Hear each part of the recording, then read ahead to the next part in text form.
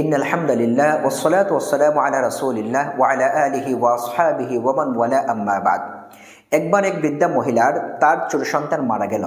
সন্তান মারা যাওয়ার পর তিনি তার লাশকে সাথে করে নিয়ে আব্দুল কাদের জিলানী রহমতুল্লাহি আলাইহির কাছে চলে আসলেন। তিনি এসে আব্দুল কাদের জিলানীকে বলতে লাগলেন, আমার একমাত্র ছোট সন্তান, যাকে আমি অনেক আশা ভরসা করে লালন পালন করছিলাম, সে যেন ভবিষ্যতে আমার সহযোগী হয়, সে যেন ভবিষ্যতে আমার দেখভাল করে, এই আশা নিয়ে আমি তাকে লালন পালন করছিলাম।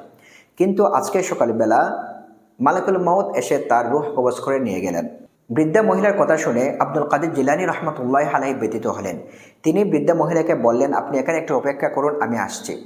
এই বলে আব্দুল কাদের জিলানী রহমতুল্লাহি আলাইহি ঘর থেকে বের হয়ে রাস্তায় চলে গেলেন। রাস্তায় হাঁটতে হাঁটতে হঠাৎ করে মালাকুল মউতের সাথে সাক্ষাৎ হয়ে গেল। তিনি মালাকুল মউতকে বিনয়ের স্বরে বললেন, আজকে সকালবেলা যে বৃদ্ধা মহিলার সন্তানের রূহ আপনি কবজ করেছেন তা ফিরিয়ে দিন। আব্দুল কাদের জিলানী রহমতুল্লাহি আলাইহি এর কথা শুনে মালাকুল মউত উত্তর দিলেন যে রূহ একবার কবজ করা হয়ে যায় তা ফিরিয়ে দেওয়ার আর কোনো নিয়ম নেই। আব্দুল কাদের জিলানী রহমতুল্লাহ আলাইহি বারবার অনুরোধ করতে লাগলেন আর মালাকুল মউত বারবার তা প্রত্যাখ্যান করতে লাগলেন। এক পর্যায়ে আব্দুল কাদের জিলানী রহমতুল্লাহি আলাইহি রাগান্বিত হয়ে মালাকুল মউতের হাতে থাকা রূহ কবজের ব্যক্তি চিনে নিয়ে আসেন এবং সবগুলো রূহকে মুক্ত করে দেন। ওই দিন যতজন মানুষ মৃত্যুবরণ করেছিল সবগুলো মানুষের রূহ ফিরিয়ে দেওয়া হয় এবং সবাই জীবিত হয়ে যায়।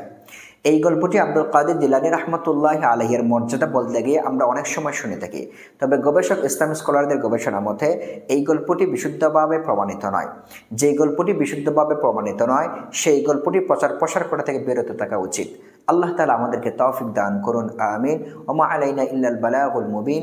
ওয়াসসালামু আলাইকুম ওয়া রাহমাতুল্লাহি ওয়া বারাকাতুহু।